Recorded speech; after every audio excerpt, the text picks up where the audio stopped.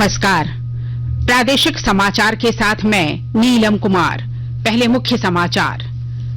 प्रधानमंत्री नरेंद्र मोदी आज नेपाल के प्रधानमंत्री शेर बहादुर देउवा के निमंत्रण पर लुम्बिनी में बुद्ध जयंती समारोह में सम्मिलित होंगे। पंचायत चुनाव के पहले चरण के तहत राज्य के 8 जिलों के 26 बूथों पर आज दोबारा वोट डाले जा रहे हैं। केंद्र सरकार ने मौजूदा रबी मौसम में गेहूं की खरीद की अंतिम तिथि 31 मई तक बढ़ा दी है। और राष्ट्रीय सब जूनियर पुरुष हॉकी चैंपियनशिप में झारखंड की टीम उपविजेता बनी, यूपी की टीम बनी चैंपियन।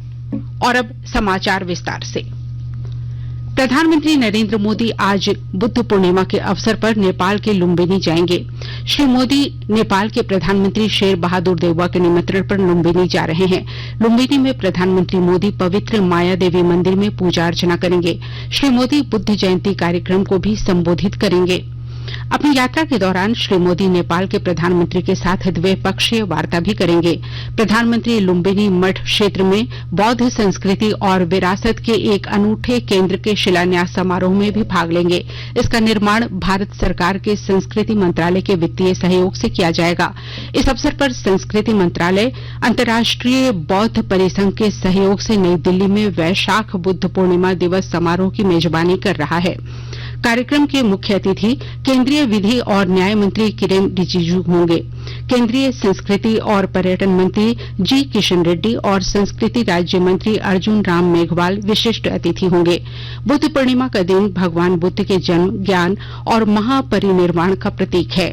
भगवान बुद्ध का जन्म नेपाल के लुम्बिनी में हुआ था। उन्होंने बिहार के बोधगया में ज्ञान प्राप्त किया था। सारनाथ में उन्होंने अपना पहला उपदेश दिया और उत्तर प्रदेश के कुशीनगर में निर्वाण प्राप्त किया। उपराष्ट्रपति एम वेंकैया नायडू ने बुद्ध पूर्णिमा के अवसर पर लोगों को शुभकामनाएं दी हैं। अपने संदेश में श्री नायडू ने कहा कि विश्व के सर्वाधिक महान आध्यात्मिक गुरुओं में से एक भगवान बुद्ध के गहन सच्चाइयों का परिचय कराया। उनकी शिक्षा हमारे दुखों के मूल कारणों को तलाशने और कष्टों से मुक्ति दिलाने पर केंद्रित थी। श्री नायडू ने कहा कि हमें भगवान बुद्ध के दिखाए मार्ग के अनुसार प्रेम, सहानुभूति और समानता के सिद्धांतों के अनुसरण के लिए स्वयं को समर्पित करना चाहिए।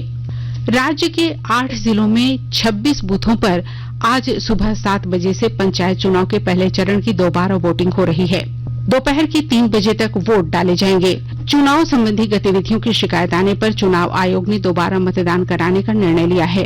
इन जिलों में हजारीबाग, चतरा, सिमडेगा, सरायकेला, खरसावां, पश्चिमी सिंहभूम, गोड्डा और बोकारो शामिल हैं। झारखंड में 14 मई को पंचायत चुनाव के तहत 21 जिलों के 72 प्रखंडों में पहले चरण का मतदान हुआ था। इसमें 68.15% वोट डाले गए थे। गुमला जिले में 19 मई को होने वाले पंचायत चुनाव के दूसरे चरण के मतदान को लेकर जिला प्रशासन ने नक्सल प्रभावित विशुनपुर प्रखंड के अति संवेदनशील 35 बूथों को स्थानांतरित किया है। विस्तृत ब्यौरा दे रहे हैं हमारे गुमला संवाददाता। गुमला जिला में त्रिस्तरीय पंचायत चुनाव 2022 के निमित्त प्रथम चरण में 3 प्रखंडों में सफलतापूर्वक मतदान शांतिपूर्ण तरीके से संपन्न होने के बाद 19 मई को होने वाले द्वितीय चरण के मतदान को लेकर जिला प्रशासन ने नक्सल प्रभावित बिशुनपुर प्रखंड के अति संवेदनशील 35 बूथों को स्थानांतरित किया है, ताकि मतदाता व मतदान कर्मियों को किसी प्रकार की दिक्कत का सामना न करना पड़े। जिला प्रशासन की ओर से जिन बूथों को स्थानांतरित किया गया है उसमें निरासी पंचायत के बूथ नंबर 134 को राजकीय मध्य विद्यालय औरा टोली, बूथ नंबर 9 को राजकीय उत्क्रमित मध्य विद्यालय कटिया, बूथ नंबर 11 को राजकीय उत्क्रमित मध्य विद्यालय जमटी, घाघरा पंचायत के बूथ नंबर 28 व 25 को राजकीय प्राथमिक विद्यालय हक्काजांग, बूथ नंबर 29 को राजकीय उत्क्रमित मध्य विद्यालय घाघरा, नरमा पंचायत के बूथ नंबर 33, 34 और 36 को राजकीय प्राथमिक विद्यालय मरवई, शेरका पंचायत के बूथ नंबर 57 को स्वास्थ्य केंद्र रिसापाट हाड़ुप, बूथ नंबर 58, 59, 60, 61 और 63 एवं 66 को प्राथमिक विद्यालय रिसापाट हाड़ुप स्थानांतरित किया गया है। नरेश कुमार, आकाशवाणी समाचार, गुमला। गढ़वा जिले के रंका अनुमंडल के 5 प्रखंडों में हुए मतदान के लिए कल मतगणना होगी। रंका +2 उच्च विद्यालय में मतगणना केंद्र बनाया गया है। मतगणना सुबह 8 बजे से शुरू होगी। विस्तृत ब्यौरे के साथ हमारे संवाददाता। गढ़वा जिले में प्रथम चरण के पंचायत चुनाव संपन्न होने के बाद अब सबकी नजर इसके परिणाम पर टिकी हुई है। पंचायत चुनाव के परिणाम के लिए कल मतगणना होगी। 14 मई को मतदान संपन्न होने के बाद सभी मत पेटियों को रंका +2 उच्च विद्यालय में बनाए गए बजगृह में ले लाया गया था, जहां 17 मई को मतगणना होनी है। जैसा कि मालूम है कि प्रथम चरण के पंचायत चुनाव में रंका अनुमंडल के 5 प्रखंडों में 14 मई को मतदान हुए हैं। इसमें जिला परिषद के 6 सीटों के लिए 33, पंचायत समिति सदस्य के 47 पदों के लिए 185, मुखिया के 38 पदों के लिए 327 और ग्राम पंचायत सदस्य के 340 पदों के विरुद्ध 878 प्रत्याशियों ने चुनाव लड़ा है। इन सभी प्रत्याशियों की किस्मत मतपेटी में कैद है। मतगणना के लिए रंका उच्च विद्यालय में सारी तैयारी पूरी कर ली गई है। विनोद कुमार पाठक, आकाशवाणी समाचार, गढ़वा।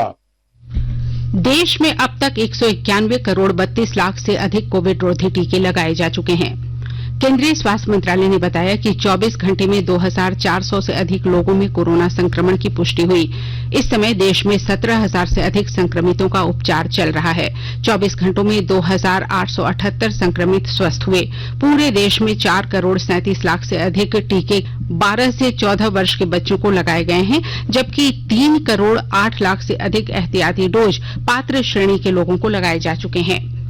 आज राष्ट्रीय डेंगू दिवस है। डेंगू और चिकनगुनिया से लोगों को सावधान करने के लिए राज्य भर में कई जागरूकता कार्यक्रम आयोजित किए जाएंगे।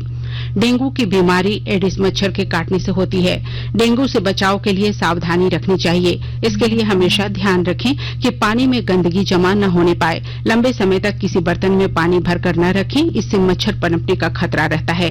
पानी को हमेशा ढक कर रखें और हर दिन बदलते रहें, वरना इसमें मच्छर आसानी से पनप सकते हैं।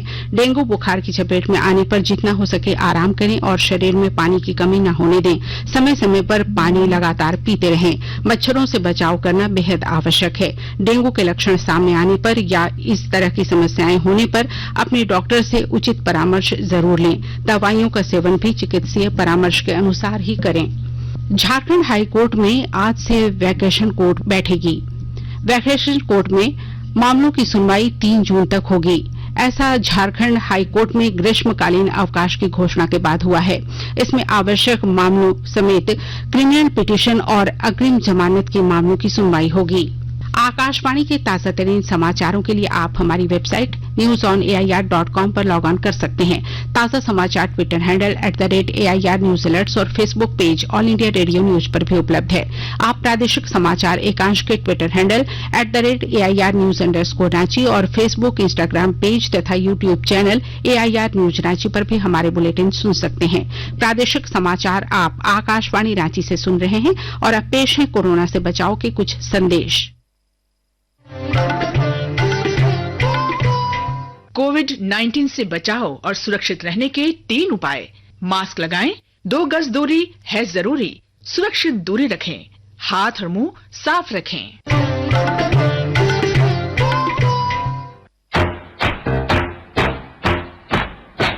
चलो मिलकर एक शुरुआत करें, चलो एक फैसला आज करें।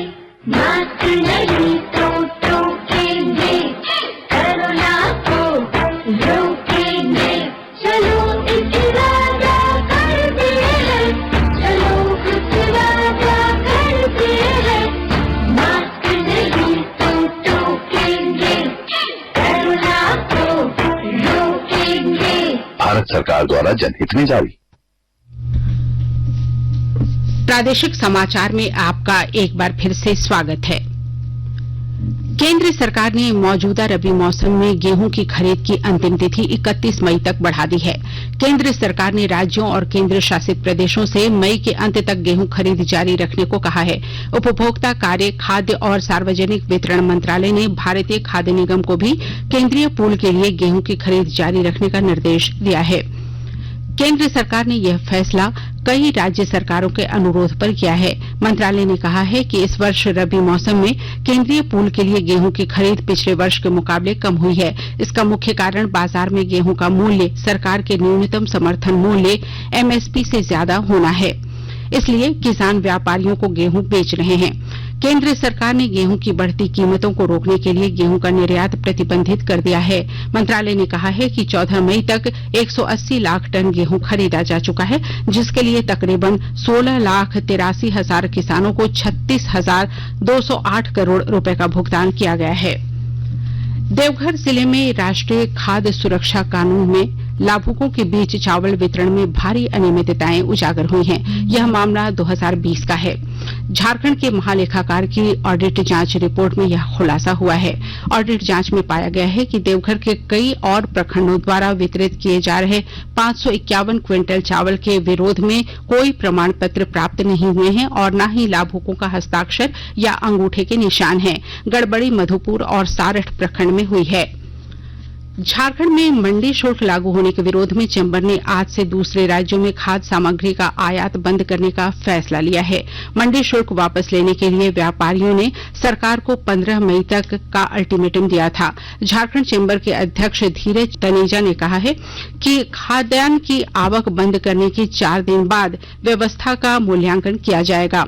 इसमें स्टॉक खत्म होने की स्थिति में दुकान खोलने और भविष्य की रणनीति पर मंथन किया जाएगा। राष्ट्रीय सब जूनियर पुरुष हॉकी चैंपियनशिप में हॉकी झारखंड की टीम उप विजेता बनी है। हॉकी झारखंड पुरुष टीम ने सब जूनियर राष्ट्रीय हॉकी प्रतियोगिता में लगातार तीसरे वर्ष पदक प्राप्त किया है। इस प्रतियोगिता में हॉकी उत्तर प्रदेश चैंपियन हुई है। फाइनल मैच में झारखंड टीम गोल करने में असफल रही और हॉकी उत्तर प्रदेश की टीम ने झारखंड के ऊपर 3 गोल कर खिताब जीता।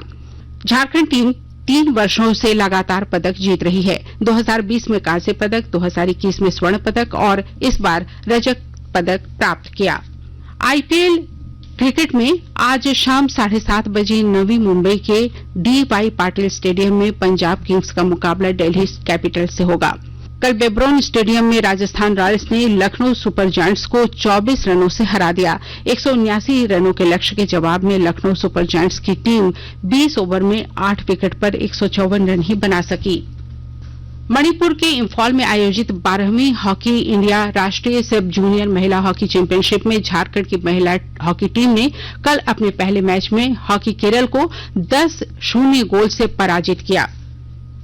दक्षिण पूर्व मानसून आज से दक्षिण अंडमान सागर, निकोबार और दक्षिण पूर्वी बंगाल की खाड़ी पहुंच जाएगा। इसका असर झारखंड में 1-2 दिनों के अंदर दिखेगा। 18 से 19 मई को हल्के से मध्यम दर्जे की बारिश हो सकती है। मौसम विभाग ने बंगाल से सटे झारखंड के इलाके देवघर, धनबाद, दुमका, गिरिडीह, गोड्डा, जामताड़ा, पाकुड़, साहिबगंज, पूर्वी सिंहभूम, पश्चिमी सिंहभूम, सिमडेगा तथा सरायकेला खरसावां के हल्के से मध्यम दर्जे की बारिश के साथ मेघ गर्जन की आशंका जताई है। 19 मई के लिए विभाग ने येलो अलर्ट जारी किया है। मौसम विभाग के अनुसार अभी 2 दिन गर्मी से राहत मिलने की कोई संभावना नहीं है। और अब अखबारों की सुर्खियां। राज्य से प्रकाशित होने वाले लगभग सभी अखबारों ने राज्य में 26 बूथों पर दोबारा मतदान, थॉमस कप में भारत की ऐतिहासिक जीत और आईएएस पूजा सिंघल मामले में ईडी की पूछताछ की खबर को प्रमुखता से प्रकाशित किया है।